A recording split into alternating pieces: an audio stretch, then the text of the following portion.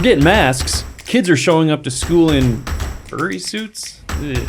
Code Red. Mountain Dew has a new flavor and it's not cool. It's flaming hot. Kids pledge allegiance to the flag of pride. Breaking news. People said dumb stuff on the internet this week. A nature documentary that doesn't hate God. All this and more on The Bee Weekly. Hey everybody, Babylon Bee Weekly here. Yeah, because it's been a week. Because it's been a week since you've heard us last. Yeah, and it's Babylon Bee. And it's about... Hey, look, Bill Whittle's here. Bill Whittle. Hey. How you doing, Bill? He's the great. legend, the seasoned legend of conservatism, the precursor to... I always thought of you as sort of the Gandalf version of Ben Shapiro. Thank you. I'll start. I'll throw the razor away. And it makes me wonder what the Gandalf version of Ben Shapiro would really look like. Like the Gandalf to Shapiro. I don't know. He's like the Hobbit. Shapiro Hobbit? Yeah. Oh, I get it. Anyway, thank you. It's always nice to be known as the most ancient member of any group that I'm at a party to. You did call him seasoned. Why? So seasoned And an ancient wizard. Yeah. So. I just remember watching Bill Whittle videos. Thank you. This guy, brilliant. When I started, man. when I started doing this, we had these, we had these wet clay things, and we poked little sharp sticks into them, and then we baked them, and we sent those out on horseback. And that was really the first blogs that I was a part of back when I was a kid. Twitter was actually sending birds out. Yeah, there's to actual argue birds. with people. Yeah.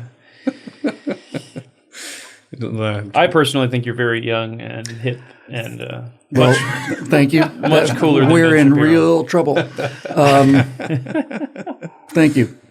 But he's here anyway. Yeah, and by the way, I just want to tell you guys, it's just so impressive. For those of you at home, I mean, this is enormous, beautiful glass-fronted skyscraper overlooking the Pacific Ocean. Mm-hmm. You guys have the top 3 floors and are planning to expand and stuff. Yeah. We saw just rows and rows of fact checkers and editors down there to make sure that everything that goes out is. Well, one of the floors is just bean bags and pillows for pillow fights. Yeah. Jelly beans. We have a cigar smoking floor, We have a lot of fun. It really looks great. Yeah. racquetball. And the water slide between the floors too really adds a lot of sense of playfulness. Yeah. It's actually a vodka slide. Pretty cool. Just pure vodka. Yeah. Hey, if you're watching on YouTube, we wanted to mention that you can become a Babylon Bee Superfan now. Yeah. Because I know our fans love getting money to Google. Yeah. But we wanted to make it easy for some of you guys who have a tough time jumping over to our website to subscribe. Now you can just click join right here on YouTube, and you can get full-length podcasts and everything right now, right here. Yeah. Right now. Do it. Click it. So we already had a subscription on our site at babylonbee.com/plans, but very few people on YouTube were like, I'm going to actually click and go on the URL and type it in, and they just don't want to do that. So you can do it right here on YouTube. So do Right that now, right it's here. a great other way to support our video content. If you want to see more funny sketches and animations, that's how you support us. I think you have something in your beard. Oh, yeah? Right. Yeah. Oh, it just fell. It fell out. It looks like a Cheeto or something. Well, it's now somewhere down here. Yeah. It fell on the... I think it bounced off and went down. That was his wedding Cheeto, though. I mean, that's not something you just casually throw away. It's probably bacon jerky. Oh, okay. Because I've just been chowing down on bacon jerky all morning. I guess they couldn't see it on camera. Which, when you first think of bacon jerky, you go, bacon jerky? Yeah, I'm not a fan, really. Really? I love bacon, but I don't like bacon It's not jerky. crispy. That's the only piece that you really miss. Anything that crispiness. degrades the essential baconness of bacon is pretty near communism, really, when you get right down to it. It does mess with the ontological identity of bacon, which is sad. And it feels weird keeping bacon out, like sitting out. Yeah. This feels like it should be refrigerated or eaten immediately. Yes, that's right. There's not nearly enough bacon respect shown in this country. It's one of the major problems we have. I'm serious. This is like you can really tell who's on the team by things like how they treat their bacon, or a lot of times we do speaking events. I'd go to a speaking event and we start them with the Pledge of Allegiance, and that's in case any progressives are in the audience, and you say the pledge and they just burst into flames, and this big whole sulfurous smell comes out, and they just go back into the gates of hell where they came from. Well, it's another reason I like you more than Ben Shapiro, because you're pro-bacon. So yes, he's very observant. A very observant Jew. He might like it, he just doesn't need it. I wonder if he's ever had it. Has he ever that had is it? the biggest test that God gave the people of Israel. True. You know, Make the case that's why Christianity exists in the first place, really. Yeah, it's because access of to the bacon. Yeah, it's true. It is our biggest huge talking advantage. point, for sure. It's our number one. It's our number one sales lead. You just trick somebody eating bacon. It's what we use to get people into the store. And, it's a bait and switch kind of thing. Hey, before we get rolling, we also wanted to give a shout out to the Caffeinated Theology podcast and coffee roasters. We have a big fan over there, Jason Tate, who was always commenting on what our Lord of the Rings podcast and all kinds of stuff. And he sent us some cool stuff. He sent us some coffee beans. I mean, we got and other coasters. good stuff. I saw the coasters laying around. Yeah. So thanks, Jason. Check Yeah, out thank you. Caffeinated Theology podcast and roasters. It's a podcast and roaster. Do they roast it on the podcast? I don't know. I don't know. All right, check it out. Kids these days, man. Hey, let's do some weird news. This news is weird. Japanese theme park shuts down roller coaster because it was breaking people's necks and backs. And backs. Also backs. Okay, but I mean, how is it otherwise? Yeah. Is it a good ride? Yeah, if it was fun. It's like Was 4 it called- stars, you know. It's called the Dodonpa. Dodonpa. Dodonpa. reason Does you- that translate to the neck breaker? Maybe. You should name your... you get on the reason you get on a roller coaster is to be frightened. I mean, that's why you're paying the people, and it probably adds to the frisson of excitement to see bodies being hauled off of the cars that you're about to get into. You know, Yeah, it's like they're hauling him off, and the owner of the park's right there, and they're like, "You said you were just going to scare him." He's like, "Look pretty scared to me." did you guys ever see the euthanasia roller coaster? Youth in Asia or No. euthanasia? This story is about euthanasia. I'm talking about euthanasia. Oh, okay. Yeah, some guy came. I'm not making this up. He came up with something called the euthanasia roller coaster, which he thought was a humane way to kill people. Not making it up. This thing goes Really? up. Yeah, thing goes up like this incredible distance. Then it does this flat dive, and then it gets into a series of concentric circles. It gets smaller and smaller and smaller, and you pull like 20 G's or something for a minute and a half, and then when you come off, you're dead. Wow. Well, if you're going to That's one way to do go. that, I Yeah, mean- I guess, you might as well have some fun. My favorite old people on a roller coaster story. Have I told this? My grandparents. So it was actually my dad's mom and her mom. So my great grandmother. They're at Disneyland, and they heard there's a nice train ride you can take around Disneyland. It's a nice, slow, leisurely thing.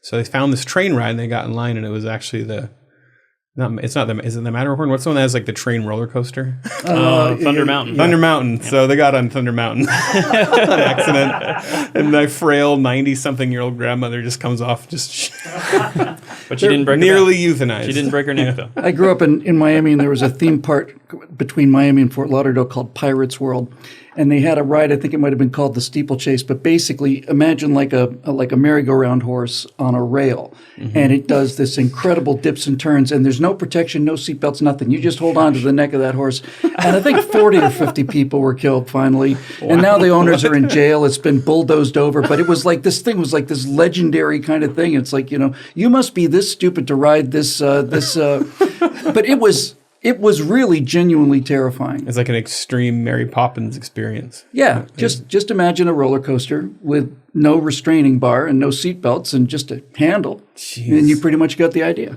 Wow. We were tougher back in those days. That's why so many of us have failed to survive. I'm fascinated by unsafe roller coaster rides from back in the day. Yeah. Because wasn't there that park that was up like in New Jersey that had 11? Yeah, Adventureland or something like that. Something like that. Yeah. And And they what? I think at some point they made a like an enclosed water slide that Yep. had a loop in it. Oh, really? People were just getting gosh. stuck in the loop every time, so they Yeah. eventually built a trap door where they'd climb up there and open it, and people would fall. It's just like No, they had like a kind of a luge kind of a thing on like a concrete track, and if you didn't hit the brakes just right, you just go sailing into oblivion. Yeah, they just were put open, it down. but it was New Jersey, and life is cheap there, and and it stayed open for I think it was open for like 20 years. something like that. Just culling There's the population. documentaries on it. It's fascinating. Yeah, The Dodonpa can hurtle from standstill to 112 miles per hour within 1.56 seconds. Jeez, that's practically a rocket That's a lot sled. of- That sounds like about how fast Chuck Norris's hands go when he breaks someone's neck. Probably he probably goes faster. You got to think like Yeah, true. 1.1. Yeah, that's 1.5. Probably Chuck Norris is probably the guy at the ride who pushes it. Just gives it a little flick and off it goes. I don't know. The Japanese and suicide have this weird relationship, and here's Well, they're not dead though. They just got their neck broken. Well, you make a fine point. I suppose I suppose on second thought, I will get on the ride. But it's according to the story, it says a Fuji Q Highland is known for its memorable advertising plea last year when it reopened with the new pandemic-related instructions, quote, "Please scream inside your heart." That's my favorite. I assure you that all of the people who have died on your ride or come close to death were screaming inside their heart as loud as they can. But at least they weren't spreading viruses because that could be dangerous. That sounds like a good lyric. Scream inside your heart. All right, you wanted the story too, Bill? So I'm giving it to you. Yeah. A high school in Kentucky is having a furry problem. Kids are showing up to school dressed and acting like cats. And the reason I wanted to talk about this is because if you had like an entire high school, it's probably 400, 500, 600 people, and they're all looking at these people dressed like cats, that's the biggest audience that the movie Cats has ever had. You know what I mean? You've got like an entire high school there, and they're out pulling this thing that costs like $85 million. This Cats movie was seen by 17 people or something. Yeah, we did a segment a long time ago on the furries, and we caught a lot of furry grief over it. Actually, the furry mafia. They're an easily came down offended on us. bunch. They are. They are an easily offended bunch. It's almost like they're sensitive about this or something. It's hard to take them seriously too because they're talking to you in this like rainbow cat outfit, and they're like scolding you on YouTube. One of my favorite guys on the internet historian, talked about this furry convention. It was like FurCon 15 or something. And it was just nothing. It was nothing but rape and nitrous oxide capsules. I mean, they just completely trashed the place. They trashed the place so badly that there's not a hotel anywhere within like a 700-mile radius that's going to have anything to do with guys. We want to come in costume and dress up like foxes and stuff. It's like, no thanks. They need kennels. Yeah, weird things happen when you're wearing a mask. When nobody can see you, you just get a little nutty. But it was not just a catastrophe. It was like a disgusting catastrophe. Yeah. We won't get too more detailed on that one. No problem. Do you think wearing a furry like helmet or mask or whatever counts? Like when you're on an airplane? I do. They'll accept that? I do. Probably. And I think if you wore two of them, you'd be twice as safe. Too furry. Yeah, okay. Yeah, you have to be like a smaller animal than a bigger animal. That'd be the idea, yeah. The funny thing about this is like there were weird kids like this at high school. There's always weird kids like this at high school. There's only like 2 or 3 of them and they're in the group. You're like, oh yeah, those are those kids who dress up like cats. They're weird. Yeah. But for this to be this much of a problem where they I actually kind of like this. To be honest with you, seriously, I'm kind of on their side. It just sounds like kind of a group, kind of a rebellion against authority. We're going to lock us up and make us cover our faces. Okay, we'll all come in as cats. It says that I like this. They quote this concerned grandmother. Well, all grandmothers are concerned, so that's a little redundant. She was talking to the local news, and she says, apparently, from what I understand, they're called furries. They identify with animals. They hiss and scratch at you if they don't like something you're doing. And there are other activities that they engage in that would make her far more concerned than that. But like I said, I just think somehow the idea of like 1,000 kids showing up at school in furry costumes is just kind of like, it's like the Boston Tea Party. And it's all cats. Yeah. They're probably keeping the mouse cosplayer problem under control, though, right? That's true. Mouse furries. And that's been a problem since I was in high school. Yeah. So we're going to bring in the dog. That's right. Cosplayers now. Yeah. That's right. And then we'll have the cartoon triumvirate. Yeah, we'll all be complete. You'll have your mouse being chased by your cat, your dog your cat being chased by your dog, and I'm seeing the cat cosplayers with a big mallet like running around trying they to need like a dog mouse. catcher cosplayer, and that's not going to catch on. Exactly. Yeah, not that fun. We need dogs with big mallets to come in and Yes.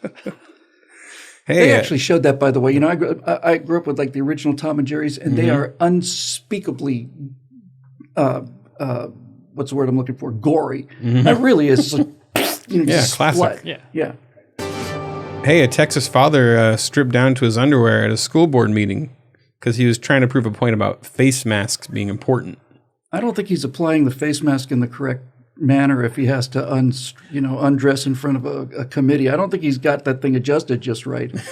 Usually you can make the case the case for against face masks without having to take all your clothes off. Where is he wearing sometimes this thing? people like to do that. Like PETA really likes doing that, right? Like they want to make a point, they just get a bunch of naked girls. It's true. Yeah, but this is a naked dad guy. But they're kind of naked progressives, and it's not the same thing if you've noticed. You ever seen the pictures of those protesters? Well, PETA, I think they cheat. They like get all these hot models. Really? Yeah. But then that's like the free the nipple. Yeah. A lot of those. Yeah. I'm going to have to re-examine PETA. You're going to do a little research. Yeah, I guess I'm behind the times. I like that. I can see where this guy was going. Like he's like, oh, so if you think that a dress code can't stop you from wearing a mask, well, what about it requires shirts? He's like, yeah, out of work. I don't like wearing this jacket. And he probably feels like he's making this inspiring speech. And this I don't like wearing this shirt. What about pants? And I wonder at what point he realizes oh wait, maybe I'm taking this too far. I don't know. If did he ever realize that? He says that people in the audience both cheered and booed, and it's kind of like there's your litmus test. The Americans are cheering, and all of the cowardly weakling communists are boo boo, put your clothes back on. Again, this kind of thing I just love this kind of thing. To me, it's just so American. Although I have to say, Florida Man has taken over the entire country. Oh, did you get the Mountain Dew one, Kyle? All right. You're a Mountain Dew guy. Hey, Mountain Dew just released a Flamin' Hot version. Flamin' Hot Mountain Dew. So this is a breakthrough. Not good. It doesn't sound good. We should have gotten some. Do we not think to order this? We'll put it on the list. Is it in stores now? It sounds like you're just drinking carbonated hot sauce. And I love hot stuff. You know me. It's available. But I don't want to drink it. It's available exclusively through the Mountain Dew online store, so we can order it online. Okay. Mountain Dew made the mistake of 5, 6, 7 years ago. They had this contest to name their new apple flavor. Oh yeah. Did you hear about this? So they open it up to the public. We're going to let the public decide what the new Mountain Dew flavor is, and the overwhelming vote by far was Hitler did nothing wrong. That was the name of the Mountain Dew flavor that won in a landslide. And then they apparently reneged on their challenge and then ended up naming it Mountain Dew Apple or something. So I guess they learned their lesson. The same thing. Yeah, it's ever since Bodie McBoatface. I don't know why people keep insisting on doing these online polls. It's like what was Bodie McBoatface? They were voting to name some research vessel in England. Royal Navy, and the winner was Bodie McBoatface. It's just in one of those inspiring moments in internet culture. It's easy for you guys to laugh. I was a Royal Navy ship, and I served on HMS McBoatface, and I take a little umbrage at your dismissal of our fine fighting vessel. It would be funny if they named military vessels using polls. The greatest joke I ever heard on The Simpsons was I think they were stuck in Australia, and they were trying to get them out, and the Army or Navy guys are saying, "How do we get them out?" And one guy said, "Do we have any ships in the area?" And another guy said, "We only have the USS Walter Mondale, but that's a laundry ship." And I just thought the idea of a laundry ship is just, for Walter Mondale, I just thought it was just absolutely brilliant. Did he like money launder or something? We've written much satire about Walter Mondale. Yeah, well, laundry ship's not exactly like, the pride of the Navy. So it's a real ship. No, it's not a real ship. It's not real. No, it's just they tried to think. They tried to think of the most worthless. What is the most worthless thing we can invent a ship to do? Gotcha. And one of them is just a laundry ship. Explain who Walter Mondale was. Like we're 5. Yeah. Was it Carter? Was it Jimmy Carter? Well, back in the time when I was in high school, Jimmy Carter, he was a president, small boy, as I recall. He was a feisty little dude, and he came from Georgia, and he had a vice president named Walter Mondale. Although we didn't call him that, we called him Walking Bird. So I was born in '80, so he was a vice president under Carter, and he ran against Mr. Reagan in '84, and came within 5,000 votes of being the only person to not win anything. The entire. Oh, he was the guy in the landslide. The electoral map was red except for I want to say Minnesota or something, and 5,000 votes would have done it there too. Good job. So that's why they named a laundry ship after him. Yeah. Our audience is disgusted with us for not knowing this stuff. And for watching The Simpsons. Okay, so here we go. This California teacher took her classroom's American flag down, and now her kids pledge allegiance to the pride flag. I guess that's probably fair. Hundreds of thousands, probably millions of people died defending the American flag, and you got the gay pride flag. You got people. I've seen it. I've been to West Hollywood. I've seen people going down with glitter overdoses. I've seen people wearing pants that were so tight that they lost circulations in their legs and had to be evacuated by helicopter. And I think, veterans. I think when you weigh the sacrifices made by both sides for both flags, you could make a pretty good case for it. Well, and both have a very clear idea of what they stand for, right? Yeah. What do you say to that? I mean, really, what do you say to that? My favorite thing is it keeps saying, so it says at some point in 2020, she removed the flag that she found uncomfortable, the American flag, and packed it away. She has no idea where it is, and that makes her giggle. And then it says later, sure, her students still stand for the pledge, but they don't have a flag, so they're just like, oh, let's do the pride flag. And this makes her giggle.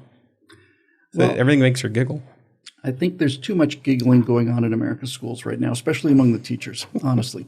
I think people like that, I don't want any harm to come to them, but I do want them to be someplace where all of a sudden it's like, no, if the U.S. military doesn't show up, you're going to be taken out and stoned to death or something like that, you know? Like I say, I don't want them to get hurt. I just want them to appreciate what it means. Yeah, have some respect for something a little bigger than yourself. Yeah, didn't our embassy in Afghanistan flew the gay pride flag a few weeks before this orderly withdrawal that we've all been watching with such keen interest. I don't know what we're trying to say to, I mean, how naive do you have to be? I mean, if you really want to get the Taliban to like really just ammo up and say that's it, they're leaving. Right. Flying the gay flag, the gay pride flag over the U.S. embassy in Afghanistan is not the way I would do it. Oh, here's one. A Wisconsin man spotted waiting in McDonald's drive-thru in his sedan with 3 young cows in the back seat. It's not a nice way to describe young ladies who made his 3 daughters. Oh, really? Hilda, Glenda, and Bertha.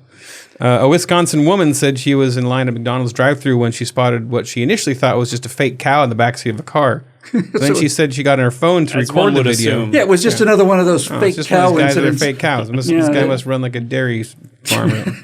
He's making a sign. But then she noticed it was moving and it was very much real. Now the cow belonged to a man named Bernie. Who said he just purchased it from a fair. He's just making a pit stop for some food. So you're just taking them to see their parents. Too far. It's probably Bernie Sanders. And he probably didn't purchase it. He probably talked them out of it. He took his portion of their cows. That's the thing I love. Is like it's not that the woman, it's not that she was amazed to see a cow in the back seat. It's that it was a live cow. You know, we get that so often here. The cow phenomenon. Well, it is. The video is pretty funny though. Is it properly buckled in or anything? All right, here's one. China has now banned everyone under 18 from playing video games except for 8 to 9 p.m. on the weekends. That's not going to have too much effect because, as we all know, most video game players are 65 or older. So it's 1 hour a week? 1 hour. This they can't do it on a weekday? 1 hour for the weekend, so 2 hours a week. Oh, so 2 hours on the week. So, yeah, that's going to be Saturday and Sunday. This is 3 hours a week, so I don't know how that works. So maybe it's Friday. like Friday, Saturdays. Sunday, you can. I don't know what a China weekend looks like. I don't know. I don't know if Gavin knows. We got a couple of guys. Yeah, Brandon or Gavin.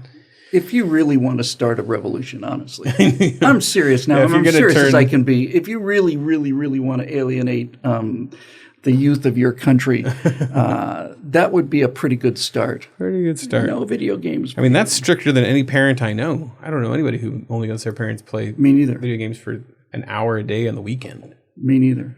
And the weekend's the time to let them play all day.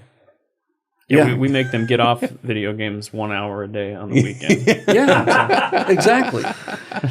How you can enforce that? And well, as they say in the article, a lot of games are online now, so they just basically cut off the internet. They're just gonna be playing like Pong and stuff. Yeah, this is actually going to be good because they'll stop playing crappy games like Fortnite, and they'll start playing Dr. Mario. Right. There you go.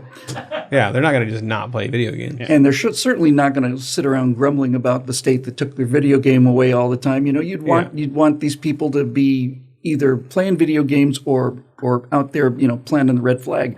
I don't think you want them just sitting around discussing how, awful it is that we're not playing video games right now. Right. Okay, so we've got one more exciting, weird news story. In other video game news. And this is in other video game news. A video game projected on a Las Vegas tower broke 2 Guinness records. Ooh, what are they? I'm excited to find out. The projected screen, it doesn't say. Size. Oh, okay, so projected screen I assume size was one. And the projected screen measured 46,733.65 square feet. So that's the largest, I guess, projected video game screen. More than doubling the previous record. And the other display involved 1.6 million lumens of light, setting a new record for the largest number of lumens That's a lot of light. ever Lumens. created by Strangely projector enough, array. I did a segment where I was asked to come and be the resident expert on the invention of the light bulb, about which I knew nothing. But that never slows me down. So I did a little bit of research, and it turns out that that a candle puts out 12 and a half lumens, and that a 100-watt incandescent bulb is about 1,600 lumens. So that's going to be 1,000 times brighter than a 100-watt bulb. Wow. You can get a suntan on something. I like that. know we had an expert here on lumens. Well, no, Lumen expert. Mm-hmm. It's on the He's side of this luminary. hotel. I'd be pretty mad if I was staying in a hotel and they were blasted billions of lumens in my window.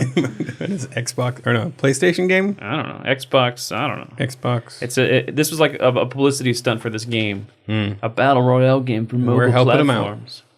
We're not saying what game it was. We didn't say it, so Yeah. use your imagination. Hey, let's look at some stupid stuff that people said on the internet this week. Real things that blue checks say. Okay, so I want to jump on this one. All right. Arnie Duncan on Twitter says he's got a check mark next to his name. Yeah, these are all blue checks. Yeah, have you noticed how strikingly similar both the mindset and actions are between the suicide bombers at Kabul airport and the anti-mask and anti-vax people here? Oh, They yeah. both blow themselves up, inflict harm on those around them, and are convinced they are fighting for freedom. I think people with left-wing politics ought to stay out of the humor business. I saw. Is that a joke? No, yeah, well, it's a subtle joke. His joke. So I saw a meme today, and here's what it was: a picture of the Titanic, and there's a little like text bubble, and it says, "You can't make us wear our mask, our life jackets." And the person who said it, was saying, "This is just what it's like. It's just exactly what it's like. It's like somebody on the Titanic not refusing to wear a life jacket." And I looked at this, and I thought to myself, every single person that went into the water wearing a life jacket died. All of them, every single one of them who wore a life jacket died. The only people that survived were people that got into the lifeboat. So here's a guy saying, "Oh, see, you idiots, you should all be wearing life jackets. And if we did, we'd all be dead in the water, just like the rest of those people." Right. This is the thing I love about these people. They just think they're so sure. They're so sure about themselves, But yeah, I saw this. You should wear a life jacket. What's the matter with you? Well, everybody on the Titanic who wore one died. But I'm curious what he means by people that anti-maskers blow themselves up. Yeah, like he's trying to draw this analogy. They both Blow themselves up.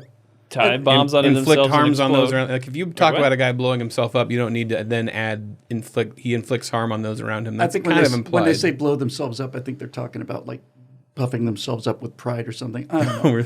No, but I really, didn't think it was that deep. this is. I thought maybe they're just sneezing or No, something. I wouldn't give them that much credit. Yeah, you're right. Well, Yeah, sneezing Maybe is let themselves get sick. so is sneezing the same thing as Yeah, it's like a Yeah, it's tying the same. bombs under yeah, yourself? that's the same. absolutely. It's like a suicide bomb. that's exactly right. If you don't wear a mask out in public in a park, that's exactly morally equivalent to blowing yourself up and killing 70 people. Right. It's just it's quicker. The bomb's quicker, more efficient, Yeah, and you can strap it to other people, like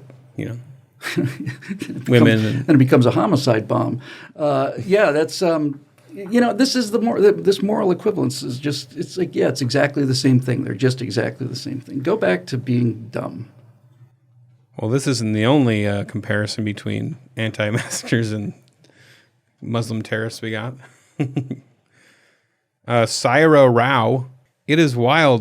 This is a huge own. Watch this. It is wild watching white Americans freak out about Muslim terrorists while they buy hot dogs and ice cream for white terrorists here themselves. Owned. Who? Pwned. I don't know. Is there like a story? Who? Hot dogs and ice cream? Who are they? Who? Why they buy it Was there a specific story she's referring to? Or is this just like a? themselves? Is that like if you like say like oh the Mexicans love eating burritos and stuff? Like This is that fails like on white so many people love levels, eating and it's ice cream and hot just dogs? beautiful. On the first It's so level, beautiful. first level it fails on is it's not funny, and the second level it fails on is it doesn't make any sense. Yeah, exactly. So confused. And even if it was a great own, you wouldn't need to like explain it in parentheses. Yeah. It's them. Yeah, They're the I know. Yeah, Like, if if your joke has an explainer in the parentheses, So usually this is like a meta. It's not even a reflection on anything because there's nothing to reflect on. It's just tone, right? It's just pure tone. There's nothing here that makes any sense other than that sense of moral outrage by people who don't understand that neither hot dogs or ice cream contain a tremendous explosive potential as far as I'm concerned. And so they write this kind of stuff just so they can get that tone out, This makes me feel like they don't know about terrorists. Like they don't actually know what they are. I've never seen the videos. It feels like it's way different than eating hot dogs. They throw people off roofs. You say you don't like terrorists, and yet you go to a baseball game. Yeah, you buy white people hot dogs and ice cream. It's like, what? I just don't even see the connection. Yeah, that's right. You just bought your daughter an ice cream cone? Have you ever had a hot dog with ice cream on it? Might be good. You should try it. That sounds like it'd be okay. Yeah. So Ned Price, who is the spokesperson for the U.S. State Department, tweeted this. The Taliban needs to meet its commitments and obligations in Afghanistan on freedom of travel, respecting basic rights of the people, upholding its commitments on counterterrorism, not carrying out reprisal violence against those who stayed, and forming an inclusive government. And if I were the Taliban, my reply to this would be, or what? I figured it'd just be like or what? sitcom laughter. No, really. Or what? What are you going to do about it? Or what? Yeah, exactly. That's really it. I mean, this is the kind of thing you say when this is the kind of thing you say when you bring the army into the country. Yeah. When you're just walking out with your tail between your legs and you're just turning around lecturing these people, you better do this, and if it's or what? What are you going to do? Yeah, you have a strange view of your ability to influence, the Taliban. and this is from the State Department. Yeah. This idea that our partners in peace, the Taliban, they've got they just all these things are in their head. They just need to honor them. Yeah. Didn't you read the contract that you signed? We did read the contract that we signed. We signed it with infidels, and we think it's absurd. And there's just no excuse for this kind of thing. Hey, we're going to take off. Could you just sign this quick commitment to counterterrorism for us? Right. Yeah, sure. Yeah, sure, absolutely. And just keep your eyes on Twitter because we'll tweet some more guidelines. We'll tweet some more stuff for you. That's right. Tweet some guidelines. And if you start killing people and murdering folk singers, then you can expect many strongly worded letters in the future. And I mean the immediate future. We will get out the tweets. We'll tweet some fire tweets. Yeah. John Pavlovitz says, watching the Taliban gloating in the presidential palace sure gave me major January 6th deja vu. Again, did they see both? I don't know if they saw both. It's exactly the same thing. Yeah. Pretty much. Yeah, so exactly the same. Yeah, exactly the same. Exactly the same. John, I would see. John's the kind of guy that I would deep dig into my pockets for, and send him a first class round trip airfare to Kabul, staying at the nicest hotel there, the one that's got the electricity running on it for 3 or 4 hours a day. These people need to spend a little time in the world, because these guys like John are the kind of guy that thinks that, this whole war on terror was just a big mistake. If we could have only just had gotten in a hot tub with Osama bin Laden, had a couple of nice Chardonnays, we could have worked it all out. It was probably just a disagreement about something.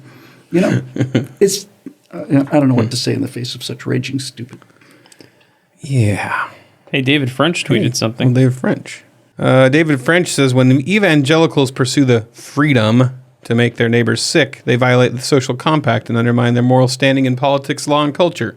Christian libertinism thus becomes a long-term threat to religious liberty itself. How having liberty is bad for liberty. The op-ed by David French. So is Frank's article inspired by this? I think so. The freedom was that the we have a Babylon Bee op-ed that says your freedom is not more important than my fear of your freedom. There you go. That's really what it comes down to, though, because basically he's saying, okay, you're in a common area, right? You can do what you want to in your own house. You want to kill your own kids by not wearing a mask, that's your business. But when you come out in public and you make your neighbors sick, we violate the social compact. And here's the thing, guys. I looked at the fatality statistics for this, and you know how you could really actually how wearing masks really could save lives. Here in California, for those of you who live in the United States or elsewhere, in California, we have a law currently where if I go into a restaurant, you have to wear a mask. When you sit down, you have to wear your mask. You take your mask off, have a bite of food, put your mask back on, chew, repeat as necessary. But if you really wanted to save lives, what you would have to do is you could go into the restaurant with the mask off, but when they put the food in front of you, that's when you have to put the mask on because people die from heart disease, diabetes, obesity-related diseases. If you really want to stop people from killing themselves, you should make them wear the mask when they're about to eat. But this kind of thing is, I don't know. We did cover that one. Remember those locking teeth things? Yeah. That prevent you from opening your mouth. Oh, yeah, they so just you give can't people eat. those, yeah. Yeah. What? It locks your jaw. It's like these magnetic jaw lock things. It's supposed to be a diet. It's a diet plan that makes it so all you can do is barely open your lips. You can only suck things through a straw. Smoothies You're or kidding something. me. Yeah. Yeah. And you talk like a ventriloquist. Well, this is hitting us. I mean, we talked about this last week. My wife came on, and she's still hitting roadblocks. My wife had a bad reaction to the first shot. She's a nurse, so she has to get it in California to keep her job. She was up for it.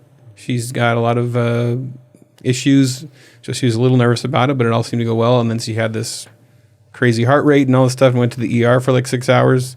And she just really is scared to take that second shot. And it seems like it should be her freedom to not do it. And then but she's even got doctors saying they'll sign a form saying she doesn't have to take the second one. And her administration is saying we won't take any exemptions. There's so many roadblocks because it's so political. Nobody wants to be the guy saying that's fine if you don't take the vaccine. So it's just autonomy and common sense are out the window. And that's what freaks me out about this topic. I get the general, yeah, we should all get vaccinated and it should be safer. I get the spirit of that, but it cuts out the real life cases of people that know their own bodies, and turning anybody who has an issue with the vaccine into a conspiracy theorist is a little bit unfair. And when your government, at least parts of the government, are telling you that even if you're, because I've heard this, even if you've had the disease and survived it, and you have natural immunity, which is the standard that you measure vaccines against, you still need to get the vaccine.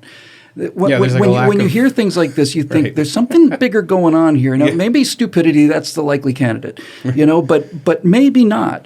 All of these things they say that just in utter defiance of common sense make people suspicious. And they've had, 550 days now to destroy everybody's trust in everything. I used to think the CDC they were great. They're keeping us safe and stuff. And my opinion has fallen significantly since. Well, hey, speaking of the CDC, you want to read that next tweet from them? Sure. From the CDC. Are you using #inclusive language? CDC's Health Equity Guiding Principles for Inclusive Communication shares preferred terms and language. There are 12 or 13 words and no meaning whatsoever. Equity Guiding Principles for Inclusive Communication shares preferred terms and language. I think what they're trying to say is we use woke language here. But it's a long list. Yeah, and by the way, I am a little, ticked off that you guys didn't even ask me about my pronouns when I came in. Just said, good to meet you. My wife's out in the room. It's all automatically a him, a he. Mm-hmm. Well, we do have a superpower where we can guess people's pronouns just by looking at them. We have 99.9% accuracy. Yeah. We're pretty good. I see. I did if I had a superpower, because that's Superheroes is an improv game, and I was doing that once, and I said, my superpower is the ability to read tire pressure from a distance. I just thought that would be an awesome superpower to have. You could just stand there on the road. I thought you said you really had that. No. You just stand on the road and you just immediately look at cars and immediately tell what their tire pressure was. Just think of all the things you could do with that. Okay, one thing. I need just one. What's one thing you could do with it? Maybe when you're filling up your tires. You could get chips. Those pressure gauges at the gas station are terrible.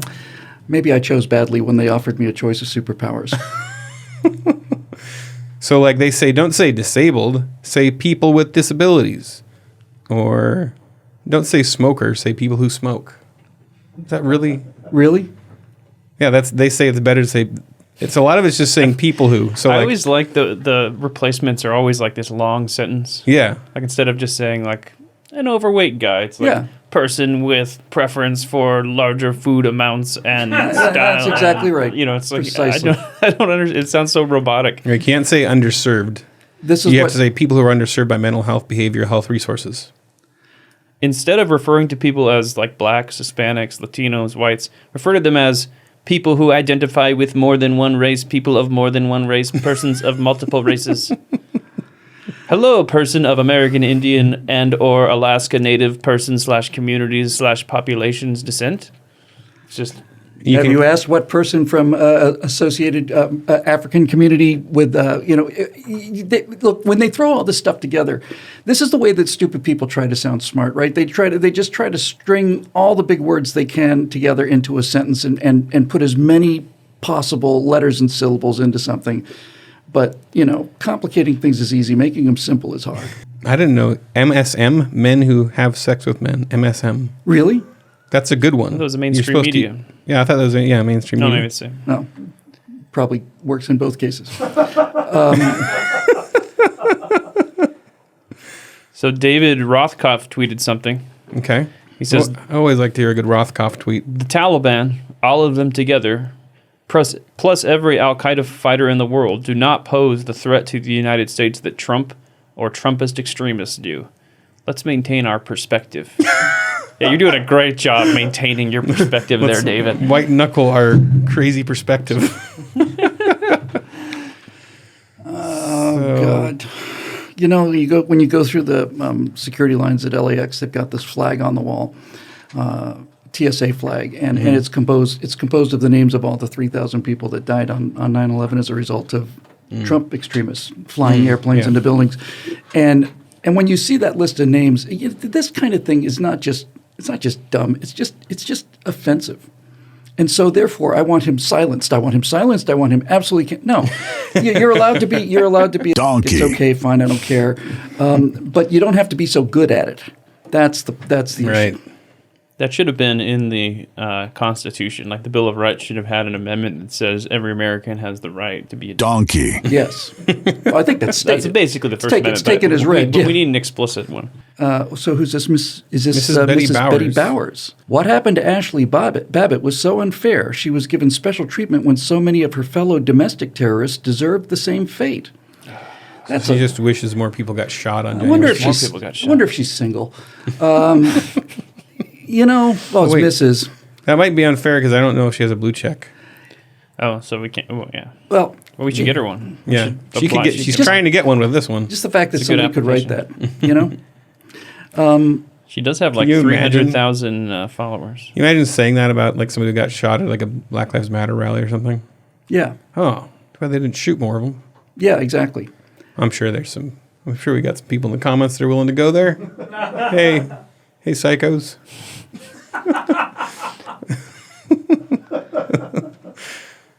Hey, Vice.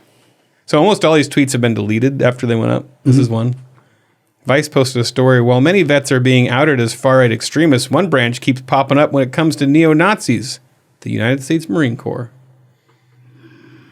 Do you know what day they posted this? Wasn't this? This was on the day. It was the day that 13 American Marines died. It was on that day. Nice work, Vice. Yeah, nice work. I also saw that Vice just had a bunch of layoffs. You hate to see it. Mm-hmm. You Sad. just hate to see it. Hey, Todd Starnes tweeted something. Now, this guy's coming from the other side politically, right? I don't know Todd Starnes. Yeah, I love how we're reading all these dumb leftist tweets. Yeah, we got to get And one then- in there from the other side. Maybe Todd was sitting there like, we've had a real lack of dumb tweets on the right lately. And he just goes all Full on, just warmonger. went Rambo here. For every American who was killed, a city in Afghanistan should be wiped off the face of the earth. It's like a little far. That I would think go- it's like a little on the far side, maybe. Slightly. It's like, yeah. Do they have cities in Afghanistan? I don't even know. Is it villages? Villages I don't know how it or works. whatever. They have a couple I'm of sure they got cities. some cities, right? Yeah. I don't know. But, maybe tone it down a little bit. A little bit. Just Pull it back. Rein it in a bit. for every American who was killed, a hummus stand or something. I don't know. So here's Glenn Kessler, who says, new hashtag fact checker. No, the Taliban did not seize $83 billion of U.S. weapons. Yeah, so the great part about this one is WAPO fact-checked this claim. So you have to read into the text That's to right. find out. Nope, Yeah. They didn't. It's not true. They did not seize $83 billion. They That is did a not. flat out lie. And you go dig through the article at the end, it's like, yeah, they actually just seized $65 billion. What lengths will conservatives go to distort the truth and invert reality? All right, we got one more. This is Occupy Democrats, who's always good for a laugh. Real rivals to the Babylon Bee when it comes to hilarious satire. And they wrote this. Breaking news, the Pentagon announces that it believes that ISIS carried out today's explosive attack near Kabul airport. Trump claimed to have defeated ISIS over a dozen times. Retweet if you think that Trump is a lying idiot. Yeah, that's... They'd have a point if he was president now. Yeah, I love that. It just. Well, we now know it was ISIS-K. Oh, it was ISIS-K, yeah. Yeah, that's the Delta variant. He never of claimed ISIS. to defeat them. Yeah, that's the variant. Yeah. I love that just how they can always connect everything back to Trump, no matter something like that. Trump? Yeah, I don't know. Yeah, I mean, what do you say to this guy other than, well, when he was president, they were gone, and now 7 months later, they're back. What does that tell you? It tells them nothing because they can't add, they have no idea what cause and effect means. But you know, Occupy Democrats.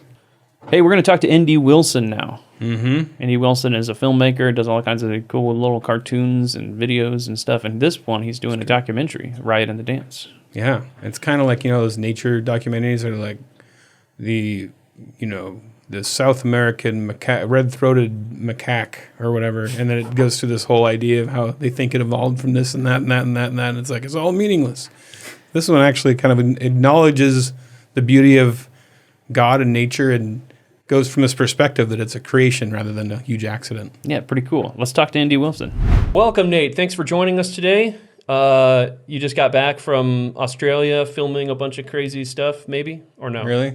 Like you ride a kangaroo? I haven't done Australia yet. No? Okay. Oh. Recently Africa, but not Australia. Oh. Wow. I knew it started with an A, though. So you got the Riot and the Dance things. This is kind of cool. So if you guys don't know about the Riot and the Dance, it's a documentary about nature. But you know how I'm talking to our listeners right now. You know how you watch a documentary and it's like, oh, look at all this beautiful stuff and this is incredibly complex, and then it goes, and it was all completely by accident. By the way, It's all a complete mistake of random particles falling down a giant staircase. it's like that, except they cut out those random parts and they say, actually, this was created by God, which is pretty cool. Which I'm interested. Like, do you get into like crazy things like the tarantula hawk? That's one of my favorite things to get into. We get into a number of weird things, but the tarantula hawk is one of the best for sure. That's just out there. But there are so many. I mean, there are so many just impossibly complex, bizarre creatures. And one of the things that you discover first when you really get out there is that God has a bizarre sense of humor.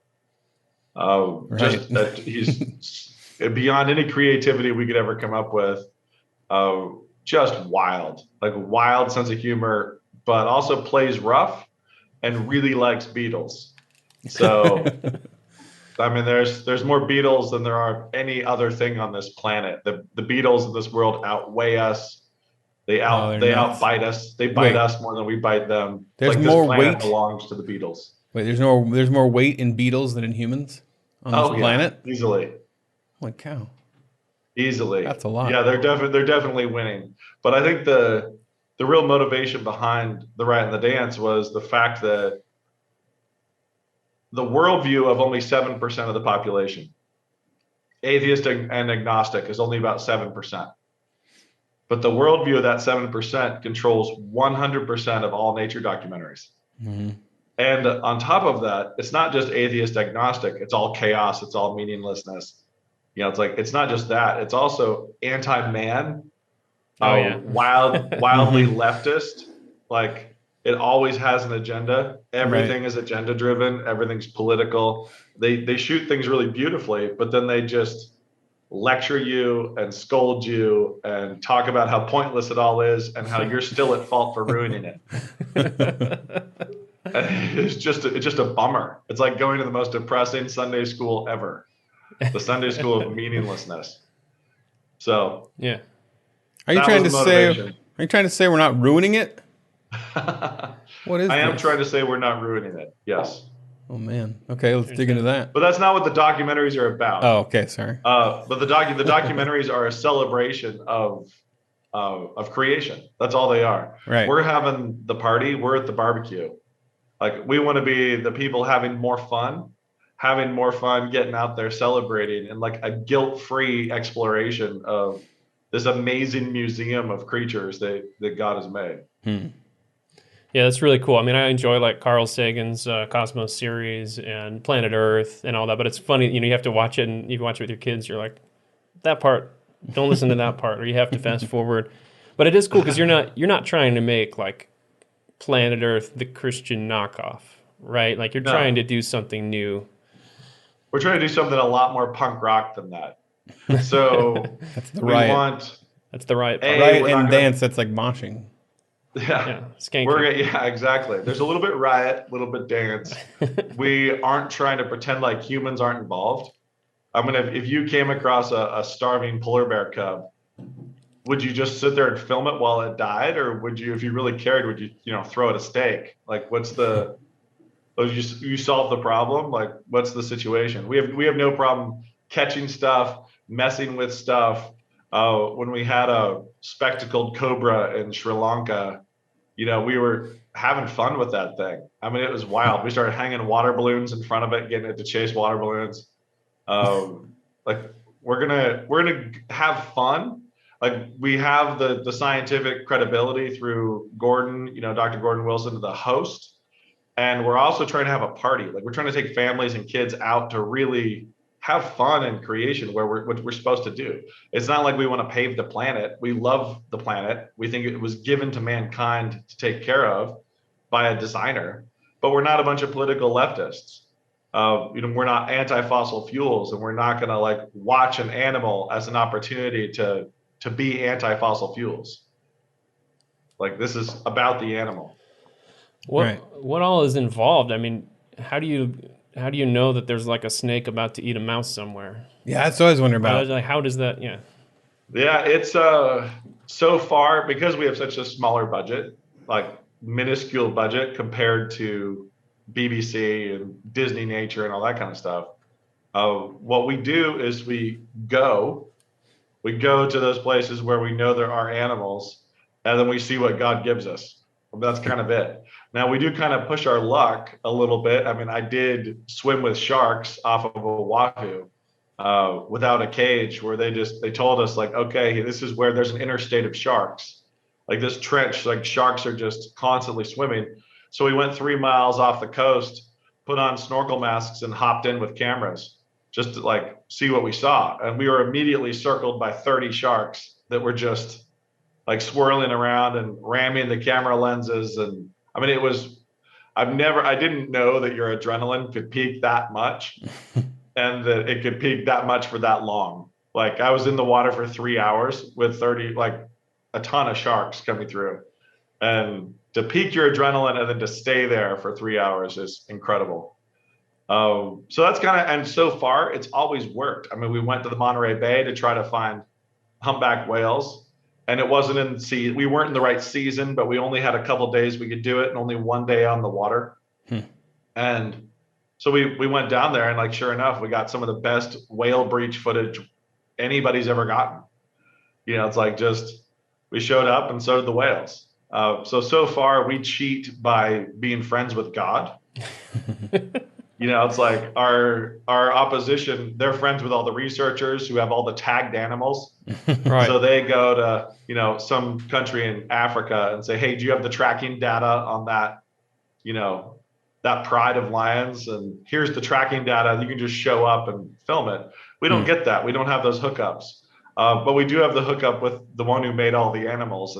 And so far he's sent all the right ones to show up. So it's worked out great to date. Nice. It's like when Jesus told them to cast the net on the other side of the water. He's like, film on the other side of the boat, and the whales will come. Yeah. Something like that. So swimming with sharks, is that like aquatic snake handling? Sort of like a... Yeah, sort of. I mean, I would say that was the best example of like funny leftism versus realism, that I've ever experienced, where we're getting out there, and there's the first biologist is explaining to us sharks are actually really friendly. Like, they're really friendly. Man kills more sharks than sharks kill of men. Like, it was all this like bleeding heart sadness about sharks, right? Very bleeding heart. And then the next guy, as soon as that was done, said, okay, so here are the rules. Like, don't wiggle your fingers. Don't extend your arms. Like, if you drop your camera, do not reach for it.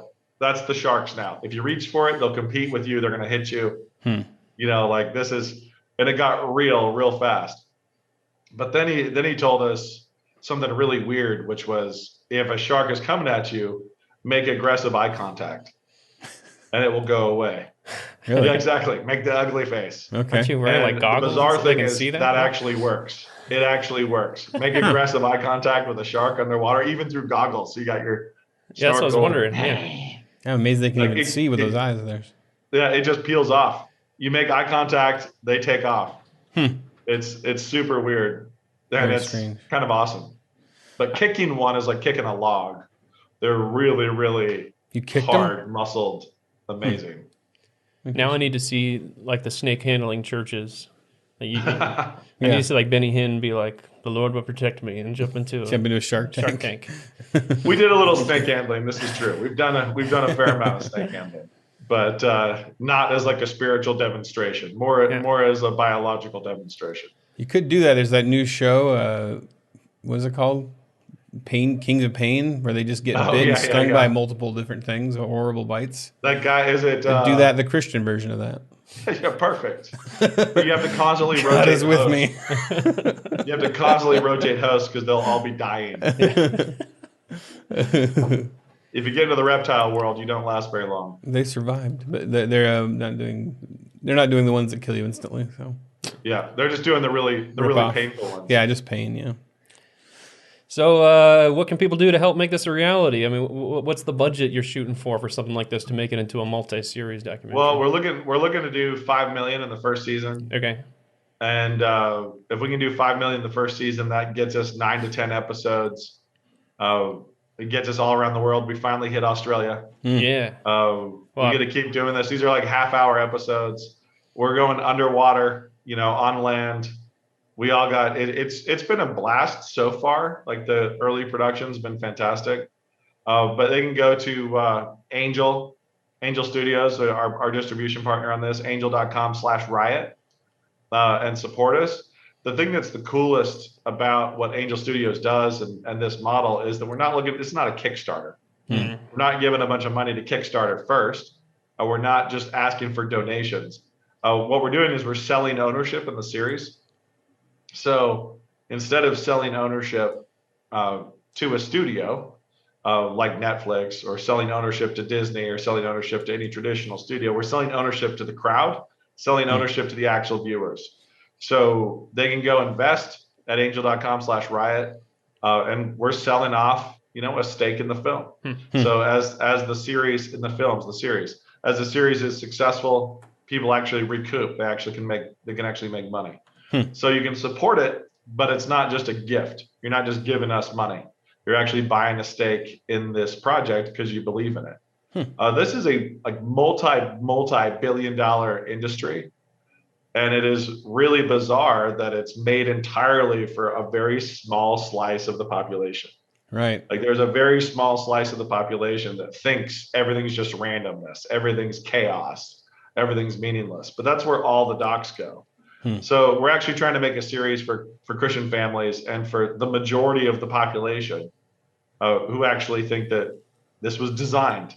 There's a lot of artistry. There's artistry. There's also comedy. There's a ton of comedy and a ton of joy out there. So angel.com/riot, that's where you can help us out the most. I want the Random Chance supporters to make their documentary with Random Chance. Yeah.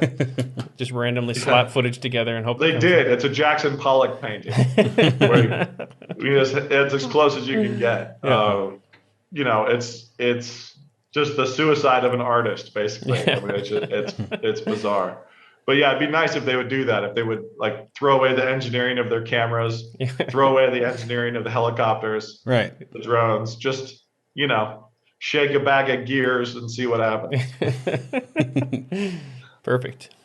Well, you need millions of years, though. So yeah, millions of years. You'd have to do it now and then release the documentary. Yeah, in like 50 million the years. Kickstarter date way out there. Yeah, good point. Cool. All right. Well, watch The Riot and the Dance. Where can people watch the current 2 movies that are out? You can go to riotandthedance.com. Okay. But if you go to angel.com/riot, it'll have all the resources. You can watch the pilot episode for free. Okay. That's where we swim with sharks. So that footage of the sharks is in that pilot episode that's up at angel.com/riot now. Okay. And all those resources will be there. Cool. Awesome. All right. Sounds good. Well, thanks a lot, ND. Thanks for having me, guys. Yeah. Thanks for coming on, Nate.